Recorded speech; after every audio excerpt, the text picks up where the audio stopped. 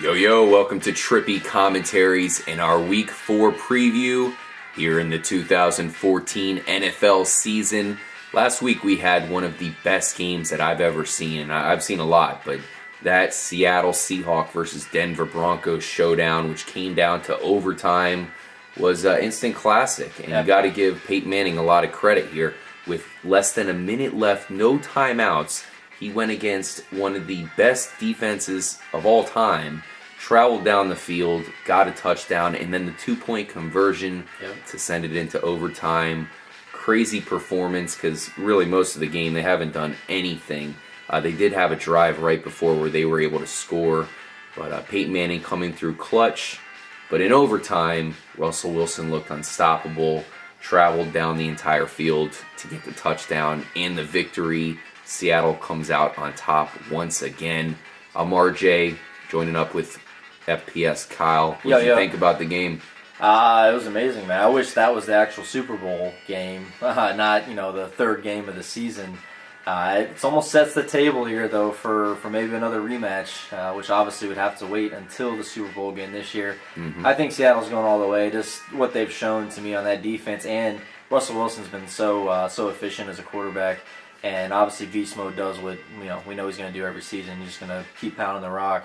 I see Seattle going all the way back. I did take away some things from Denver though at the end of that game. They finally started getting a little confidence on offense.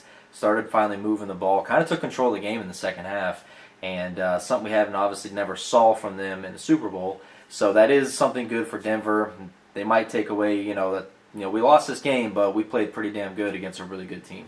Yeah, at least at the end they did. Both those teams are on bye, so they'll definitely have some time to rest up, and I'm sure both of them feel pretty good about themselves. I know Denver lost, but that ending, I think, was enough to give them some optimism here, because for most of that game, you almost were thinking, man, can they even have any chance against Seattle, even if they did make it to the Super Bowl again? Yeah. But I think now they know they got a shot, that's for sure. Let's go ahead and jump into the week. We're going to pick every game, as well as I kind of look at it from the line perspective. If you guys are flying out to Vegas or heading to your local sports book, we'll let you know what our angle would be as far as putting money down on these games. We're going to start off in London. Unfortunately, we aren't able to give these guys a better game. It's Miami taking on Oakland. Technically, the Raiders are the home team, but of course, that doesn't really count here. It's going to be an interesting game. Neither team really looks like they're in a winning way right now, but one of them is going to have to win. The Dolphins have quarterback issues right now with Ryan Tannehill. They seem like they might want to put Matt Moore in there. Oakland's still got a long ways to go. Yeah, I'm going with Miami on this one. They're favored by 4 points. All right, I'm going with Miami. I just haven't seen enough from Oakland, offensively or defensively, to really put my money down on them. I have seen somewhat of a glimpse of a decent offense in Miami in Week 1 against the Patriots. Defense is okay. I think this is the week that Tannehill is going to have to kind of show everybody, look, I can actually take this team and win another game. A lot of people are forgetting that he beat New England in Week 1. Let's see if he can do it again. You can't win that big game and then start slumping the next 2 weeks. So he needs to bounce back. I think with Lamar Miller, he's going to be the featured back. He's going to be an important role this week for Miami to win that game. If he gets 25, 30 carries this week, or just touches in general, because he's good in the passing game as well, I think they win this game. And Raiders they have a lot of things on offense that still seems like it's progressing. They haven't come together completely. They really don't have that many weapons for Derek Carr. And Rod Streeter is now injured, so got James Jones and a slew of other mediocre receivers. So yeah, they need to get a good tight end in there. Yep. Definitely need to get an actual number 1 wide receiver, not James Jones and some other guys. The Raiders have a long ways to go. I thought Khalil Mack looked really good last week. He's gonna be great. Oh yeah, definitely. But they lost Tyvon Branch. That's not good. Nah, that sucks. I like him, man. Yeah. Charles Woodson's still playing at a high level, though, man. I know a lot of people are hating on Tannehill right now, but this is a chance, maybe his last chance, to get some momentum. If they can take out Oakland, which they should certainly win, maybe they do get momentum, because that puts them back at a decent record. And that's a division that it's actually winnable. Yeah. Oh, yeah. It definitely is. Now, the crazy thing with this whole Philbin and Tannehill thing, now, obviously Philbin's a new coach there. He's pretty much on the hot seat if Miami doesn't start playing better. Now, this whole thing came out because he was asked who his starter's going to be for Sunday, and he wouldn't give an answer. So maybe Philbin's kind of thrown in the whole, look, I'm not going to lose my job here because you're not performing good. Kind of a message to Tannehill. We'll see how Tannehill takes it.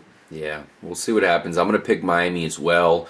If they had a tougher team to go against, this might be a complete disaster. Yeah. But lucky for them, it might be a situation where they can win and hopefully get some momentum. Yep. Green Bay is traveling to Chicago, one of the oldest rivalries in the NFL. Actually, it probably is the oldest rivalry in the NFL. So Green Bay hasn't looked too good on offense as of yet, and they're traveling to Chicago. This isn't a great Chicago defense from the past here. In fact, they're not that great at all. Moment of silence here for Charles Tillman. It's a damn shame we lost him. Who are you going to take in this game, K-Mac? Green Bay is favored by a point. Yeah, I mean, I'm going to go with Green Bay for this week. I think, look, Green Bay has faced 3 pretty damn good defenses. All of them have good run-stopping defenses first 3 weeks of the season. So, you got to listen to Aaron Rodgers when he's saying, look, be patient. This offense is going to blow up eventually. I mean, the weapons that they have, the offense that they do run, we know they're going to eventually score some points. I see it being this week. Obviously, it's a rival game. They're going to go in there. They want to upset the Bears in there. It's in Chicago, right? Yeah. Yep. At home, they want to make a fool of them. There's nothing more than a Green Bay fan wants to do than humiliate the Chicago fans. So they want to go in there. They want to put up points. And I see this is the week that Eddie Lacy's finally going to bounce back. Like, he's faced 3 tough defenses, got banged up. This is kind of his week to kind of shine, I believe. Yeah, we'll see if Aaron Rodgers and the Green Bay offense can come through. Aaron Rodgers is currently banging a very hot chick, Olivia Munn, for those of you who used to watch Attack of the Show. Allegedly. So good job to Aaron Rodgers. Hopefully he doesn't use up all of his momentum and his strength before game time there. But I do like Green Bay as well. One thing I'm worried about with Chicago is their health with their wide receivers. Brandon Marshall looked terrible last Sunday. He didn't even look remotely close to his normal self. Came off the field. Let's remember that the week before that, he just scored the 3 touchdowns. It wasn't anything special yardage-wise. It was just 3 touchdowns, which is no different than any other short yardage catch. It just happens to be in the end zone. Yep. So perhaps that tricks some people. He's their number 1 wide receiver. I know how good Alshon Jeffrey is. He's injured as well, not as bad. But they need Brandon Marshall to be healthy. Good thing for them is they have a really good running back. Marty Bennett's looking like one of the best tight ends in the league right now. Yep. I'm still going to take Green Bay. I'm thinking it's going to come down to the final drive. These teams are extremely well matched up right now. Neither has an impressive defense. Both offenses are pretty comparable at this point. I think Green Bay wins it with a Mason Foster field goal at the end. Yeah, it'll be interesting to see how Jay Cutler comes out, see how he looks. Obviously, it's a big game. We know Jay Cutler is kind of known to kind of give away some of those big games. So we'll see how he plays. I mean, if Jay Cutler comes out and his lights out, man, it could be interesting. Buffalo is traveling to Houston. This is a pretty interesting game. I was looking at the game tape from last week's Buffalo matchup. I think E.J. Manuel looks really bad right now, and this is probably going to be a game that he's going to lose for his team there, unfortunately. I just think he looks dreadful. Houston, I think they looked pretty bad last week against the Giants, so a lot of people are going to fall off on them. Don't be tricked by it, guys. I think they're a pretty good team here. Their defense has J.J. Watt. Enough said. Look at their offense. Ryan Fitzpatrick is underrated. Alfred Blue is a comparable backup here if Arian Foster can't go again. Their wide receiver core is one of the best in the NFL. I'm picking Houston. Kyle, I know you were actually looking at Buffalo to possibly win this one. Yeah, I think Buffalo's going to go into Houston. It was at Reliant Stadium and come away with the victory just because I think they'll be able to control the clock. I feel the 2 running backs that they have are going to run all over this Houston defense. Actually, this Houston defense right now is ranked 25th in the league in total yards given up. So they have been struggling. I think, unless E.J. Manuel, like you said, it's possible, and no doubt it's definitely possible. E.J. Manuel's going to have that game where he's going to implode. Everything's going to go wrong for him. If he can just make sure he doesn't turn the ball over in this game, I think Buffalo wins it. They're going to control the clock. If Arian Foster comes back for Houston, though, that obviously throws something into this because most games Arian Foster gets over 25 carries. He gets 30 carries in this game. He's Houston's probably going to win it. So yeah, I think this is a good matchup for the running backs to really take the charge and be the ones who can control the clock, because neither one of these offenses are really going to flash us or going to go to score and make big plays. It's going to happen every once in a while, but it's not something they can really. DeAndre Hopkins, he can make big plays. So you taking Buffalo with the 3 points. With 3 points, yeah. I'm going to go with Houston here. Let's move on to Tennessee traveling to Indianapolis. Indy got off to a slow start. Last week they were pretty much handed a victory against Jacksonville. And I think they're going to be handed a victory again. I don't see Tennessee looking good here at all. It's funny how they looked so great against Minnesota. People thought Jake Locker and these guys could actually get something going. Not going to be the case. They looked terrible last week, and I think they're about to get trucked again. Now, Indy's favored by 7.5 points. That's a lot of points here. Indy's not really, they're great, and they're better than their record indicates, but they're still not going to be one of those teams destroying every week. Tough to pick them with the 7.5 points, but I think I'm going to do it. Yeah, I could see them easily winning by 2 scores here in this game. Jake Lockers, I think, is pretty much injured. I don't think he's even going to play on Sunday, so with that, Tennessee's offense is kind of falling apart. Each week we've kind of had some hope. We've thought Justin Hunter was going to step up. I know you thinking Kendall Wright was going to be a guy that was going to be fantasy worthy, and both these guys, they haven't been doing anything because that offense is not at all. It's completely failing right now. Delaney Walker's been okay. Delaney Walker, yeah, he had big win or big week about 2 weeks ago. Feisty. He's good, man, but I look at it as, I thought Tennessee's defense was going to be good. They started off the season good. I mean, like I said, we had some hopes for this team, but as well, they're failing with the offense. So I just don't see them being able to win this week. That offense is good, and when they start clicking from the beginning of the game, that's when they're going to start putting up a lot of points. And we've seen them being able to come back in games, but to see them start off strong, I think you'll see this will be the week that they actually kind of have more of an easier game, and they win this by about 2 scores. Yeah, I'm actually calling Indy for the AFC Championship game. I think it's going to come down to Denver and Indy. And honestly, I wouldn't be surprised if Indy kind of steals that game where everybody wants to see Denver back in the Super Bowl. But of all teams to rain on Peyton's parade, what if it's Indy? We'll see what happens. I'm going to pick Indy in this game, of course, and we'll see if they can actually win going forward, because that would get them back to 500. Carolina traveling to Baltimore. Baltimore's a 3-point favorite here. This is one of the best games of the weekend. This is the Steve Smith Bowl. I'm pretty sure old Stevie Smith there is going to want to get some revenge on his team that kicked him to the curb. And Steve Smith Sr. Yeah, showing he has a lot left. He looks like a boss. Oh, yeah. He definitely does look like a boss. I'm actually I'm gonna go with Steve Smith Sr. to actually have quite a bit of big plays in this game. I'm going with Baltimore to win this game over Carolina. Carolina, their offense still needs to figure some things out. I thought their defense really underperformed last week. Yeah, they really wasn't did. What I was expecting at all. I think they've kind of been their weaknesses have been revealed now, and that's going to hurt them going forward. Obviously, we know they're good at stopping the run, but they couldn't stop the pass at all last week. So, and even Le'Veon Bell and LeGarrette Blount were destroyed them. So yeah, they did. Pretty interesting there, because Carolina defense is one of the better run defenses in the game. Well, I feel just the defense just was on the field so much, they got pounded down, and you saw LeGarrette Blount in the fourth quarter run for 100 yards on them. So. I think they'll bounce back, but I like what I'm seeing from the Ravens right now. I mean, they're showing it doesn't matter if they have Ray Rice.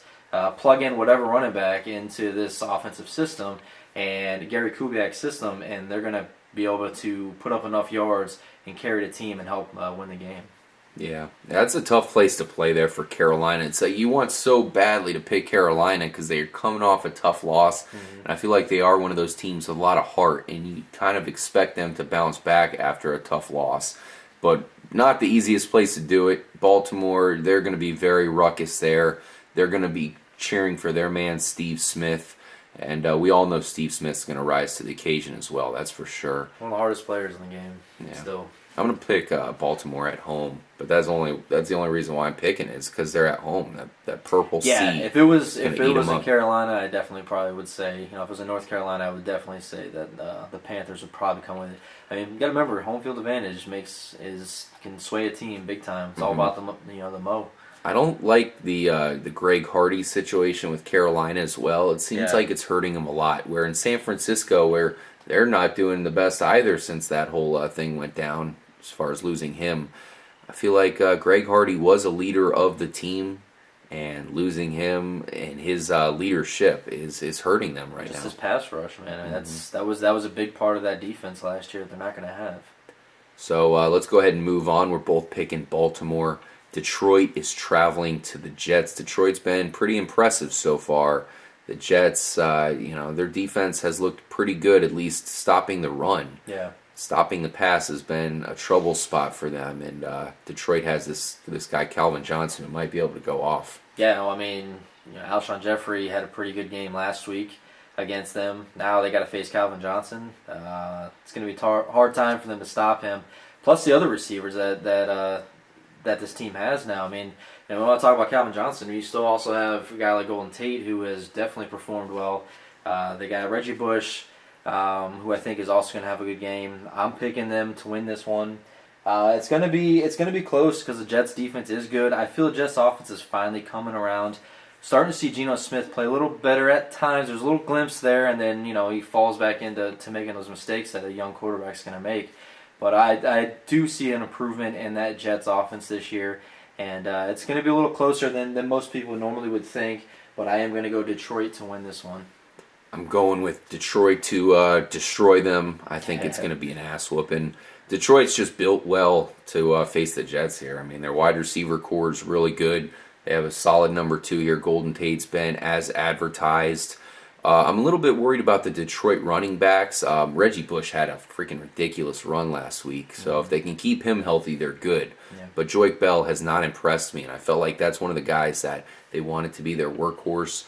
I don't want to give up on him too early, and I know perhaps he's banged up here, but for as good as that wide receiver core is for Detroit, they really need those running backs to be very good.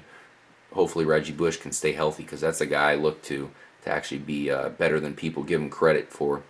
I'm going to pick them on the road, and the Jets are going to lose again after losing a tough loss there on Monday Night Football.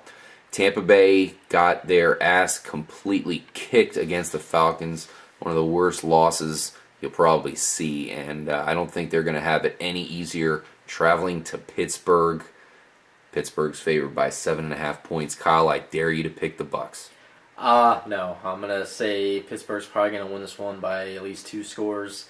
Tampa Bay's got all kinds of problems right now. I don't think we have enough time in this episode to really dive into all of their problems that they have right now. But they do have Mike Glennon starting now. Yeah, it is interesting, and we'll see what Glennon can do because McCown couldn't get it done. But Pittsburgh's offense, man. I mean, wow, this offense has sprung back life. It's that Pittsburgh offense that we used to know and love. Le'Veon Bell is one of the better running backs right now in the NFL. He is producing at a high level. Antonio Brown is one of the most dangerous receivers right now in the game. And Ben Roethlisberger's Ben Roethlisberger. We know what he's going to do. He's going to come through. He's going to make the big throws. Yeah, he'll make his mistakes here and there. But generally, he's good at managing a game, and usually he's good at coming back from being from behind as well. So I'm going Pittsburgh in this one. Yeah. Also, LeGarrette Blount's going to be going for blood. I think he's going to want a touchdown against his former team. 7.5 points. I'm still picking Pittsburgh. They're going to completely kill the Buccaneers, who might be the worst team in the league, and it looks like they're probably the favorites for the number 1 pick overall, which might actually work out for them because I think they need a quarterback, unless Glennon surprises us all. Guy looks like Napoleon Dynamite, so tough to really imagine he's going to be that great. His wide receivers are good, so if he doesn't play good, then he sucks because he's got Vincent Jackson, Mike Evans. We'll see Doug Martin back this week, so it'll be interesting to see what he looks like because that guy's just been injury after injury. So yeah. Last game we're going to touch on here real quick in this episode, Jacksonville traveling to San Diego. San Diego's favored by 13 points here. I think there's no way in hell you can pick Jacksonville on the road all the way on the other side of the US of A. And San Diego's going to get a victory. You don't think Blake Bortles can get it done, man? Come on, no. Not at all. No, this is a no doubt. I mean, 13 points is a pretty high margin, but I can easily see this game could be just as bad as the Pittsburgh-Tampa Bay game. San Diego's got a good defense. I am going to say that their offense is definitely going to pick up this week. Keenan Allen hasn't done shit all year. Got to see if that turns around, and I think it will. Don't really bet on the whole Eddie Royal thing lasting long. We saw the same thing happen last year. He had like 2 or 3 touchdowns in 2 weeks, and everyone thought he was the best receiver on the waiver wire, and then we didn't hear anything from him this year. I think it's kind of what they do, and we'll see what they can do with that running back situation. Donald Brown now, obviously, he's going to be the only guy pretty much getting the carries. So, it's going to be interesting to see what happens there, but easy week for San Diego. They get the victory. And Jacksonville, they're kind of like the Bucs. They'll just, hopefully they'll get the second-round pick maybe. Yeah, maybe they can stay within 13 points. That could happen, but I just think San Diego's definitely the Super Bowl favorite at this point. Coming into the season, everybody thought the NFC was stacked with the favorites, but the AFC, they have the Broncos. The Bengals look ridiculous. Shout out to the Bengals, who, of course, are on bye week this week. They look ferocious. And now you have San Diego. I mentioned the Colts could sneak in and beat the Broncos. What if it's San Diego? They're loaded in all angles. All aspects. Their defense looks pretty good right now. Yeah. And their offense is loaded as well, even without Ryan Matthews. Make sure you guys stay tuned for part 2. We'll finish, of course, all the games. I'm going to pick San Diego. Kyle going with San Diego? Yeah. Yep, San Diego. See you in part 2.